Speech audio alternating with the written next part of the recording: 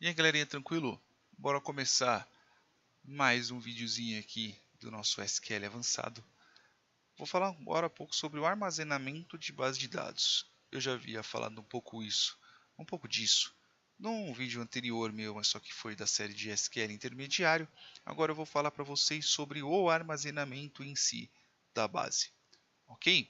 Então, falando um pouco do SQL em si. Em teoria, ele pode armazenar em torno de 32.767 bases de dados. Então, nós não estamos falando de tabelas, estamos falando sobre bases de dados. Então, você pode ter a base de dados, sei lá, de uma empresa X, de empresa Y, empresa Z, de segmento X, Y, Z da sua empresa. Às vezes você pode ter base de dados para diferentes segmentos, às vezes você está desenvolvendo para departamentos diferentes e cada um deles, como uma questão de segmentação mesmo de dado, você coloca em bases diferentes e assim por diante e assim sucessivamente, dependendo de como que você vai ter o seu negócio, como que você vai gerenciar sua base de dados. Com certeza um servidor muito grande que atende muitos lugares, 32 mil bases sejam até pouco. Você tem que ter, sei lá, 2 ou 3 instâncias. Mas para uma empresa comum, para uma situação comum, talvez no máximo centenas de bases, seja algo plausível. Beleza? Toda vez que você criar uma base de dados, obrigatoriamente você cria 2 arquivos. Um é o MDF, ok? Master Data File. E aí o segundo é o LDF. Este daqui é obrigatório, que é onde vão ser armazenados os dados. E este outro aqui é o log.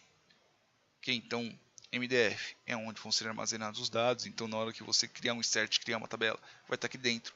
E o LDF é o que vai manter as transações, né? O log de transações. Dependendo de qual operação que você faz, pode ser que, sei lá, você esteja apagando uma base de dados, fala, eu não quero apagar, aperta ali o botão de cancelar, vai ser em cima dos dados aqui do LDF que vai ser feito este rollback, né, essa operação de voltar o que estava acontecendo, ok? Já também, se você quiser, você pode criar outros arquivos, que aí não são os obrigatórios, que são os arquivos NDF, ok? Então, obrigatoriamente você tem o MDF e o LDF, e os outros arquivos que são os NDFs. Eu digo extensão, tá? Que são os arquivos secundários. Tá, mas para que cacetes eu vou ficar querendo criar arquivos diferentes, sendo que eu posso simplesmente jogar tudo no MDF e problema do SQL, né? O SQL que se dane. Quando nós estamos tratando no ambiente acadêmico, então nós estamos lá na faculdade, o professor enche o nosso saco para a gente ficar criando tabelinhas e fazer select,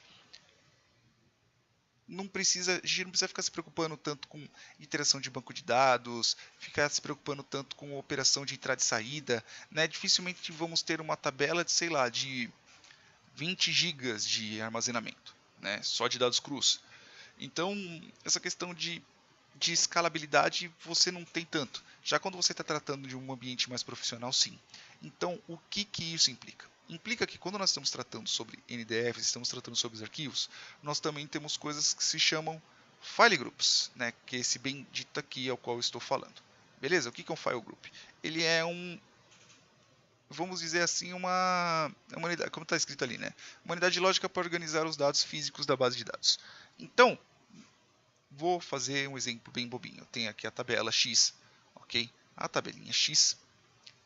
Na hora que eu insiro um dado nela, ela, se você não definir nenhum outro, ela vai estar no primary, ok? Ela vai estar no primary.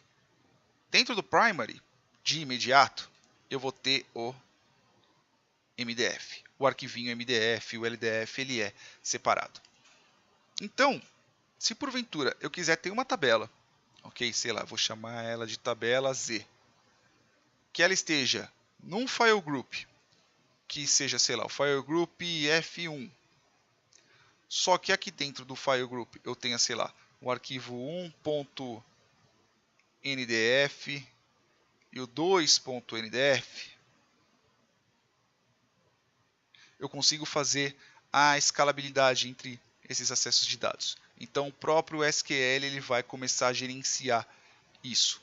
Ah, então quer dizer que eu posso criar um NDF, o 1, por exemplo, ele pode estar no C, e o 2 pode estar num F, por exemplo, pode estar num outro disco. Então eu consigo distribuir tanto a parte de armazenamento, quanto eu consigo distribuir a parte de seleção de dados. Eu consigo ter um ganho, vamos considerar dessa forma, entre as seleções de um lado, né, entre as questões das seleções e as questões de apagar e afins. É lógico que o processo é um pouco mais complexo, mas a grosso modo nós conseguimos fazer isso. Beleza? Então, para não ficar tão longo, eu vou cortar essa parte e no próximo vídeo a gente vai começar a criar os arquivos aqui no SQL. Beleza? Vou ficando por aqui. Beijos e até mais.